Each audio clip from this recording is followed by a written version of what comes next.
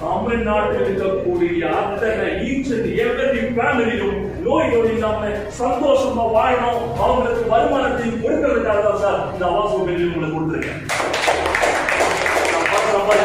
எல்லாரும் நினைப்பாங்க எம்எல்ஏ இருந்து நான் பணம் சம்பாதிக்கிறதுக்காக பிசினஸ் பண்றேன், பெரியசாமி சார் நிறைய கான்செப்ட் பண்ணிட்டாரு, இது கொடுத்துட்டாரு, அப்படி யாரும் நினைக்காதீங்க சார். ஒரு நாள் போதும் சார், ஒருத்தர் இங்க 30 லட்சம் பேருக்கு வருமானம் இல்ல சார்.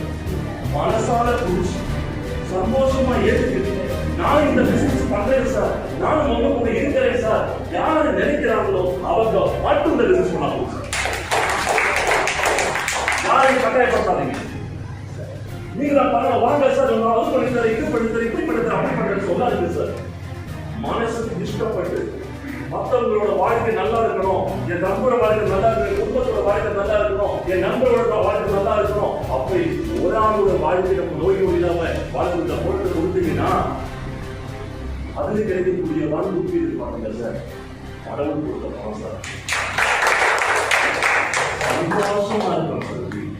அந்த பணம் கையில் வரும்போது கடவுள் கூட வந்த மாதிரி சார்.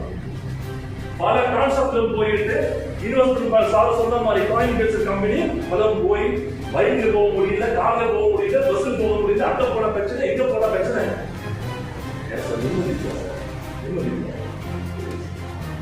எங்களுமே அந்த லீடர்ஸ்க்கு ரெண்டு வாரம் அத்தனை லீடர்ஸுக்கு ஒரு வேண்டுகோள் இருக்கு சார்.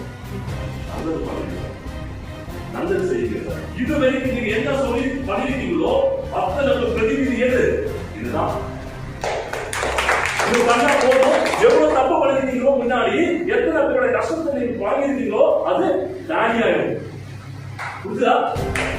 இதுக்கு முன்னாடி எவ்வளவு தப்பு பண்ணாலும், எவ்வளவு பிசினஸ் பண்ணாலும், இவ்வளவு தப்பான பிசினஸ் பண்ணாலும் பரவாயில்ல, அதை உங்களுக்கு டேலி பண்ணணும். அதெல்லாம் நமக்கு கோவில் போட்டு கஷ்டப்பட்டு சார் பண்ணி சொல்லுவாங்க, அது பண்ணாலே அது சரியா இருக்கு சார்.